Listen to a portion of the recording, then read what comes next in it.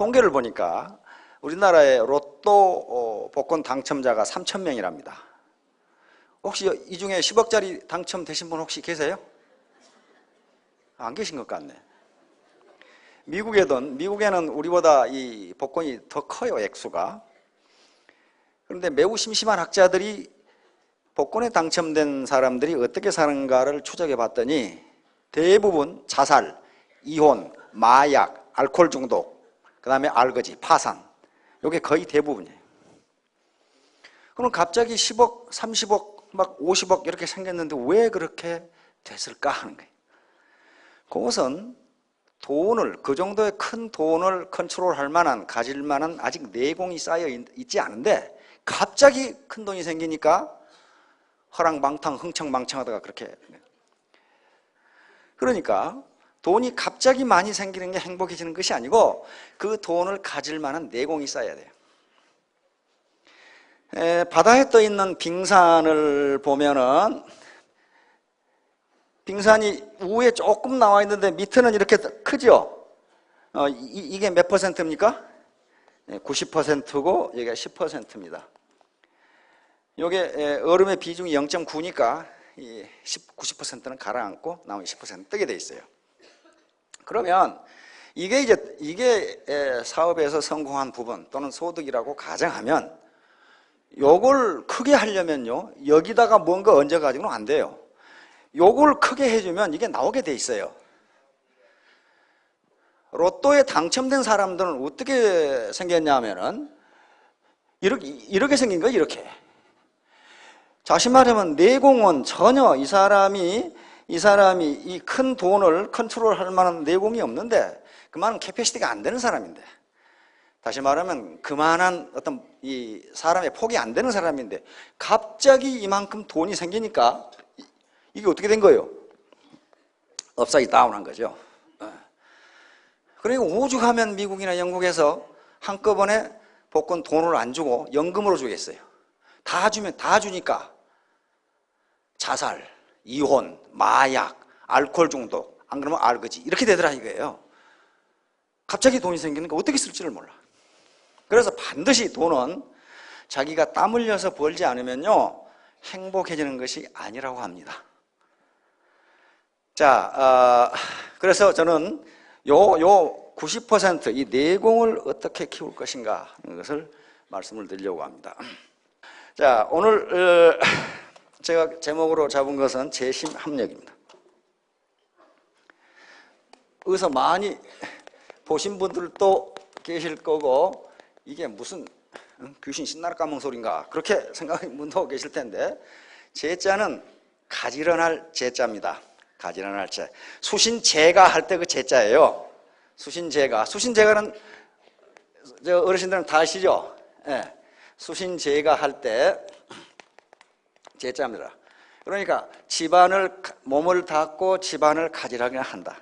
그러니까 재심 합력은 많은 사람들이 마음심이니까 마음을 가지런하게 해서, 다시 말하면 많은 사람들이 한 마음이 되어서 힘을 합한다, 그런 말이에요. 많은 사람들이 한 마음이 되어서 힘을 합한다. 요거 이렇게 하지 않으면요 네트워크 사업은 성공하기 어렵습니다. 그래서 집안을 가지런하게, 요 제가는 그러니까 자기 조직이라든가 자기 라인을 가지런하게 하는 것, 한 마음이 되는 거예요. 한 마음이 되면 어떻게 된다고요? 예, 치국이 되고, 치국은 우리 국내 시장을 석권하고 그렇게 되겠죠. 그리고 글로벌로 나가서 세계 시장을 석권한다, 평천하가 되겠죠. 그렇게 하면. 예. 그러니까 요 가지런할 제자예요. 가지런할 제자. 요것이 이제 애터미 사업의 성공의 아주 핵심입니다. 나 혼자 하지 않고 같이 더불어 한다. 중국 속담에 갑파치 셋이 제갈량을 이긴다 그렇게 돼 있어요. 제갈량 하면 모르는 사람이 없어요. 세계 최고의 참모거든요. 장자방이라 그 당시에 총나라 유비를 섬기는 군사입니다. 그런데 못난 갑파치 셋만 모이면 제갈량도 이길 수 있다. 그런데 그게 헛소리 같은데요, 요즘 학자들은 그것을 집단지성이라고 그럽니다. 어떤 개별지성도 집단지성을 이길 수가 없다. 이렇게 돼 있어요. 세상에 공짜는 없어요. 공부하지 않고 성공한 예는 지금까지 역사상 없습니다. 그런데 그러면 당장 거부감이 들 거예요. 헤이고 우리 이웃집 놈 공부 잘해가지고 서울대학 나왔는데 완전히 건달이더라. 이렇게 난단 말이에요. 그것은 공부에 대한 개념이 잘못 잡혀 있으니까 그래요. 우리 선조들은 공부를 그렇게 생각하지 않았어요. 공부, 이 글자 써놔봐. 이게 무슨 말이에요, 이게 공부, 기술공짜 지압이 부자거든? 기술 가진 지압이가 공부인가? 이렇게 만들어놨어요, 이렇게. 그런데 학교에서 영어, 수학을 잘하고 성적이 좋고 하는 것도 공부는 공부입니다. 근데 그건 공부 중에 3분의 1밖에 안 되는 무슨 공부예요? 머리 공부예요. 머리 공부. 과거 농경시대나 산업화 시대는요, 머리 공부만 잘해도 평생 존경받으면서 잘 먹고 잘 살았습니다. 우리 고등학교 이 동기들도 의과대학, 그 다음에 사법고시에서 이 판사나 검사 되고, 그 당시에는 지금처럼 변호사 되는 게 아닙니다. 판검사가 다 돼요. 그런 사람들은요, 지금 아주 잘 살아요. 그 사람들이 잘 사는 이유는 이유는 단 하나밖에 없어요. 고등학교 때 공부를 잘했다는 이유밖에 없어요. 그게 머리 공부입니다. 그러다 보니까 너도 나도 막 학원에 보내고 뭐 하고 해가지고 머리 공부를 잘 시키려고 그래요. 근데 저것은 공부의 일부입니다. 공부라는 개념은 성리학에서는 굉장히 중요한 개념이에요. 공부를 성리학에서 뭘 공부를 하냐면 아까 수신을 공부라고 합니다. 수신. 몸을 닦는 거예요, 몸을. 수신을 공부라고 그랬어요. 수신은 우리 몸은 머리가 있고 마음이 있고 요 육체가 있어요. 이 전체가 세 가지를 몸이라고 그랬어요, 몸. 그러면 머리 공부만 열심히 하는 게 공부를 잘하는 게 아니고 이 마음 공부를 해야 된단 말이에요. 마음 공부가 이 머리 공부를 이건 이 쿨헤드, 냉철한 이성을 의미합니다. 뭐 판단력이 있어야 돼. 뭐 알아야 면장한다고? 뭘 알아야 올바른 의사결정을 할 수가 있습니다. 일반적으로 경제학이나 경영학에서 이유는 불확실한 미래에 대하여 올바른 의사결정을 한 대가다, 그렇게 돼 있어요. 그러니까 올바른 의사결정을 하지 못하면 이윤이 나는 게 아니라 손실이 나게 돼 있습니다. 그러니까 냉철한 이성, 이것이 머리 공부입니다. 그 다음에 이제 마음 공부는 이게 warm heart예요. warm heart, 따뜻한 마음입니다. 이게 아무렇게나 사기쳐가지고 돈 벌어서 잘 살 것 같은데요, 근데 그런 놈 한 놈도 못 봤어요. 반드시 따뜻한 마음, 나 말고 내 파트너들, 그 다음에 우리 국민에게 보람이 있고 유익한 일을 해야 되겠다고 하는 생각을 가져야만 성공할 수 있다는 게 학자들의 견해입니다. 이것은 굳은 결심, 간절함, 도덕성, 성실성, 정직성, 이런 것들이 전부 마음에서 우러나는 거란 말이에요. 그 다음에 이제 머리로 알고 마음으로 결심을 해도 몸이 움직이지 않으면 아무 소용없어요. 몸 공부입니다. 몸 공부. 이것은 건강입니다. 건강 그리고 부지런함입니다. 인더스트리.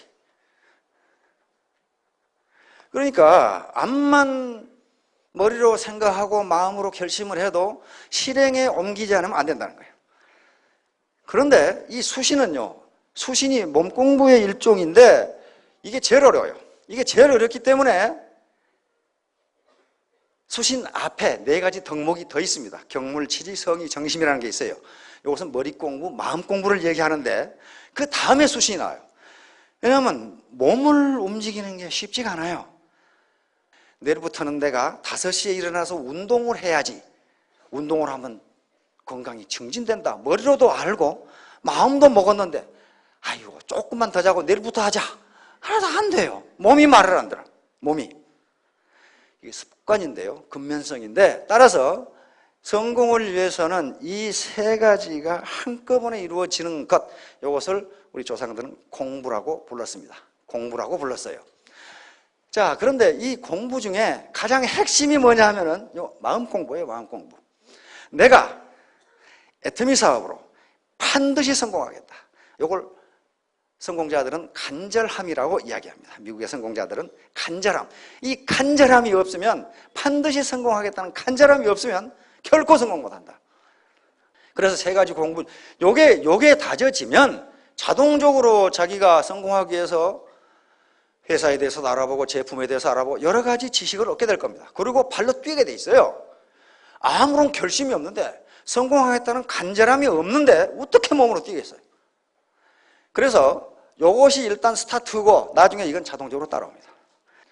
그러면 이제 여기 처음 오신 분들이 계시기 때문에 이 사업을 할 것인가 말 것인가를 결정하시는데 판단 요소가 있습니다. 이건 애터미 사업뿐만 아니고 무슨 사업을 하든지 이걸 판단해 보시고, 이건 누가 그렇다더라 그런 게 아니고 자기가 직접 정보를 수집해서 알아봐야 됩니다. 우선 회사 설립이 합법적이냐?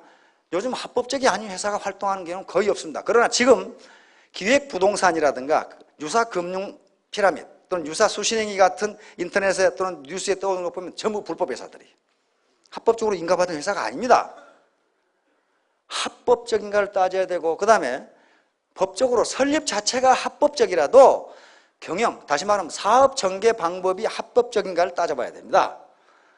자, 두 번째는 경영자의 도덕성과 경영 능력을 따져봐야 돼요. 도덕성만 있어가지고는 안 돼요. 이게 무슨 자선사업 하는 것도 아니고, 도덕성이면은 이웃집 할아버지가 제일 낫습니다. 그러면 그분을 CEO로 갖다 놓으면 되느냐? 그게 아니에요. 경영 능력이 없어요. 두 개를 따져보셔야 됩니다. 세 번째는 제품의 경쟁력입니다. 품질과 가격, 이거 많이 들으셨죠? 그 다음에 수익 구조, 보상 플랜, 마지막으로 비용 부담, 진입비, 유지비, 추천비, 이런 것들이 있으면요 결국은 빚을 지게 돼 있어요. 베란다에 물건 쌓이고. 그래서 이런 것들이 있는지 없는지를 잘 따져보시고, 이게 핵심입니다. 그 다음에 이제 여러 가지 다른 요소가 있지만 그것은 부수적인 것이니까 이런 걸 따져보시고, 아, 괜찮은 회사네 라고 생각되면 과감하게 결단을 하셔야 됩니다. 우물우물 하다가는 그렇게 많은 시간이 없어요. 타코마 다리의 붕괴라는 유명한 사건인데요, 1940년대 그 당시 미국이 채광국이었기 때문에 세계 최고의 토목공학 기술을 이용해서 이 타코마 브릿지를 놓았습니다. 그리고 근사하게 개통식을 했어요. 그런데 이 다리는 지진에도 견디고 초속 50m의 강풍에도 견딜 수 있도록 설계가 됐습니다. 그런데 초속 50m의 강풍에도 무너지지 않을 정도로 지은 다리가 초속 19m의 가벼운 바람에 무너져 버렸어요. 그래서 그 워싱턴 주에 가면 워싱턴 주립대학이 있습니다. 굉장히 좋은 대학입니다. 그 학자들이 어째서 무너졌는지를 연구하기 시작했어요. 왜 이게 무너졌는지, 그 미풍에 왜 무너졌는지, 그걸 연구하다가 결국 아까쯤에 그 공식을 발견하게 된 겁니다. 다시 말하면 모든 물체는요 고유진동수라는 게 있습니다. 고유진동수라는 게 있는데, 그 고유진동수와 같은 진동수를 가진 외력이 작용하면 진폭이 무한대로 커지면서 붕괴돼 버려요. 그러니까 아무리 작은 힘이라도 여러 사업자들이 같은 목소리를 내고 같은 재심 합력을 하면요 그 힘이 무한대가 됩니다. 무한대예요. 그게 시너지 효과입니다. 요게 다리의 요 진폭이 바람의 강도, 다리의 고유 진동수, 바람의 소용돌이 진동수, 요 W0하고 W1이 비슷해지면 요 분모가 뭐가 되냐면 제로가 됩니다. 같아지면 제로가 되죠. 제로가 되면 이 값이 뭐가 돼요? 네, 무한대가 됩니다. 진폭이 무한대가 된다는 것은 무너진다 그런 말이에요. 무너진다. 그래서 애터미 사업에서 왜 반팽이들이 성공하는가 하는 것은 이 타코마 다리가 잘 보여주고 있어요. 아무리 미풍 같은 적은 힘이지만은 같은 목소리를 내면 그 힘이 무한대가 된다 그런 얘기예요. 50m 강풍이 불었으면 이 다리는 무너지지가 않습니다. 왜냐하면 이 고유 진동수가 19m 바람하고 똑같거든. 그러니까 19m보다 더 약한 바람이거나 더 강한 바람이 불어도 이 다리는 끄떡없다는 말이에요. 하여간에 이와 같이 아무리 작은 힘이지만은 같은 목소리를 내면 무한한 시너지 효과를 얻을 수 있다 그런 얘기입니다. 이건 지금 현재 다리입니다. 이 현재 다리는 여기서 바람이 불었을 때에 이 고유 진동수가 나오지 않도록 설계를 했답니다. 안 그러면 또 고유 진동수 같으면 이게 무너져 버리니까. 다음, 여기 서울 테크노마트인데요. 여러분들 보도 보셨죠? 서울 테크노마트가 흔들린다. 그래가지고 사람들이 대피하고 야단을 했는데 공학자들이 왜 흔들렸는지를 전부 조사를 했어요. 이게 설계가 부실하게 된 건지 뭐 때문에 이게 흔들렸는지를 조사했단 말이에요. 공학자들이 지금 실험하는 장면입니다. 그런데 12층에 이런 헬스클럽이 있는데 새로 강사가 부임해가지고 아주 열정적으로 지도를 하기 위해서 요 태보를 했답니다. 태권도 권투 이런 거 있죠. 하나 둘 이렇게 하다 보니까 어떻게 됩니까? 요게 힘이 점점 가해지는 거예요. 가해지는데 흔들리기는 어디서 흔들렸냐면 30층에서 흔들렸어요. 여기 바닥에서 구르는 태보의 진동수가 30층 진동수하고 같았던 거예요.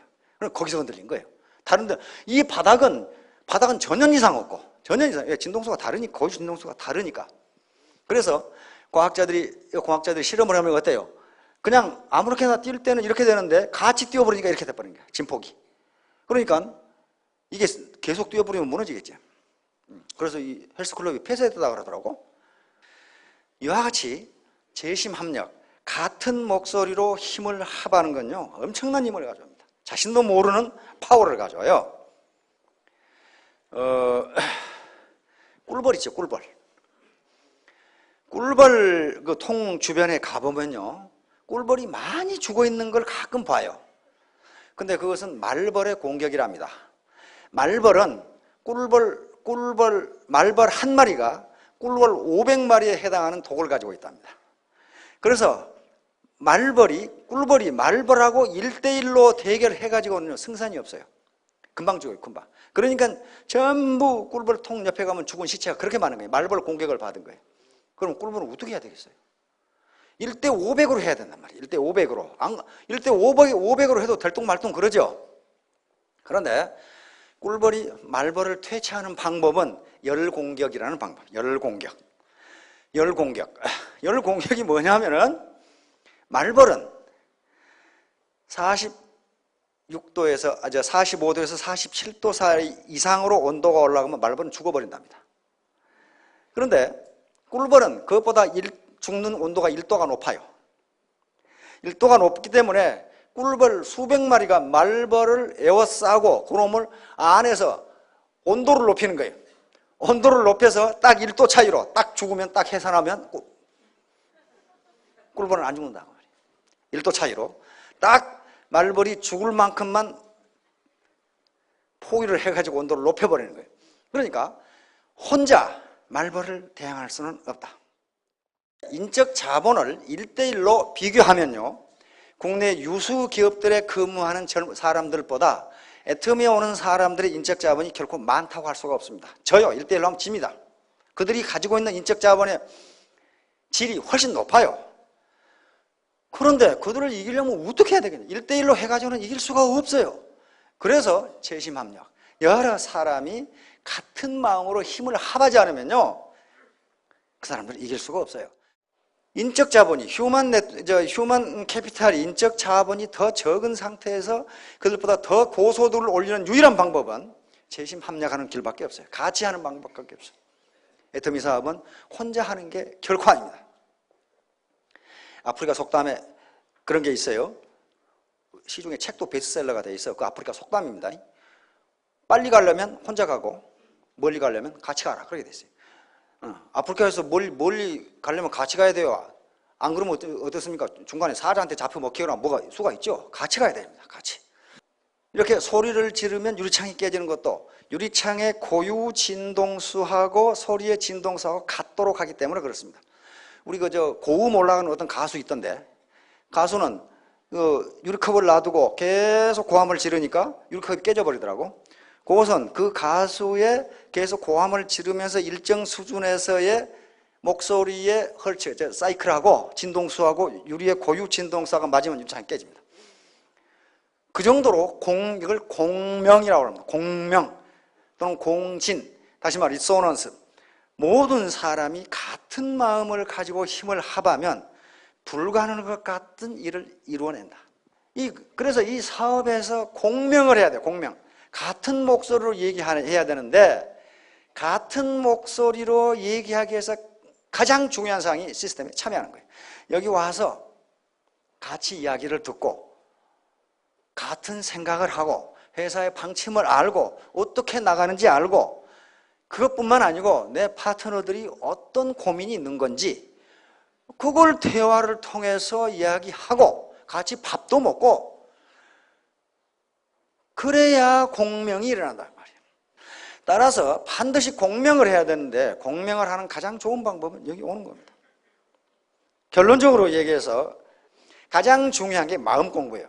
내가 반드시 성공하겠다는 결심과 결의, 그리고 간절함, 그리고 포기하지 않는 정신력, 도전정신, 요게 있으면은 자연히 사업을 하면서 회사는 어떤지, 제품은 어떤지, 마케팅 프로그램은 어떤지 이런 걸 머리 공부를 하게 돼 있어요. 하게 돼 있다고. 그리고 소비자 심리는 어떤 것인지 소비자 심리부터 공부해가지고 마케팅해가면 되질 않아요. 먼저 내가 반드시 성공하겠다는 의지와 각오, 간절함. 그렇게 되면 몸으로 뛰게 돼 있고 그 다음에 공부를 하게 돼 있어요. 따라서 가장 공부의 핵심, 부자는 과학인데요. 그 과학은 다른 게 아니고 공부입니다. 공부는 머리 공부만 해가지고는 지금 세상에는 서울대학 나온 거지들 많아요. 나도 몇 놈 알고 있는데 완전히 논팽이야 이놈은. 완전히 논팽이. 아무것도 몰라. 그것은 그러나 그 사람이 공부를 못한 게 아닙니다. 무슨 공부를 잘했어요? 머리 공부를 잘한 거예요. 머리 공부를 잘한 거예요. 다시 말하면 학술 IQ가 뛰어난 거예요. 학술. 그러나 그것만 가지고는 농경시대와 산업화 시대는 성공을 했습니다. 의사가 되고 고시에 패스하면 평생 존경받으면서 잘 살았어요. 그러나 지금 지식정보화 사회에서는 그것만 가지고는 그거 많이 한다고 쓰는 사람이 한 사람도 없어요. 마음. 얼마나 다른 사람과 친화력을 가지고 결심이 굳고 반드시 이루어내겠다는 각오를 가지고 있느냐 하는 문제하고 말만 하지 말고 몸으로 뛰는 그런 몸공부. 세 가지만 하시면은 아마 3년 이내에 여기 우리 어르신들도 1,000택, 2,000택, 이쪽에 젊은 분은 한 5,000택 되실 것 같고 크게 성공하시기 바랍니다. 감사합니다.